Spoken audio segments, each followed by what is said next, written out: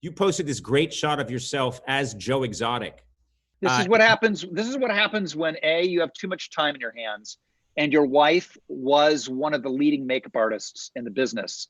We just went to the attic, got the old makeup kit out, and I spent an entire day just having the most fun being Joe Exotic, and I put it up for fun. And then the next thing you know, Ryan Murphy was like, let's go out and make this as a real movie. So we went out and tried to get the rights, which of course were already gone. But who has the rights? Do you know who has the rights? Turns out a consortium, because I think, isn't it always consortiums that have rights as opposed to one person? I think so. Consortiums I always think of as evil too, which is probably true. Nick Cage is involved in it. So. Oh, Nick Cage. Oh my God. Okay, yeah. Nick Cage is always part of every consortium. Isn't he though?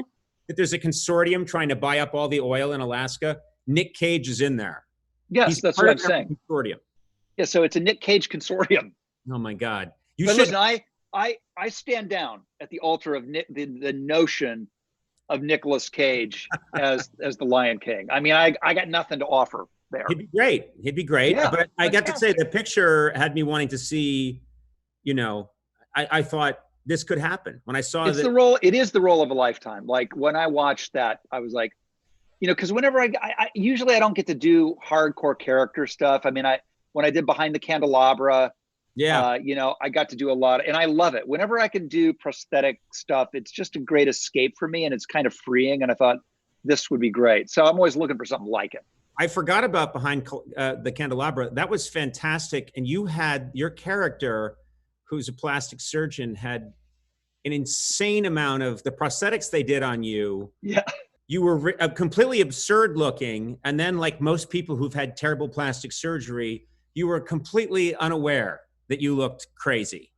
That was my favorite part of the character. Yeah, and not only that, I'm a bad surgeon. So when I give Michael Douglas his Liberace surgery, he says, and it's got his eyes pulled like this, and he says, "Doctor, will my eyes ever be able to close?" And I say, "Probably not." But look at it this way. You'll always get to see people's reactions when they see how great you look.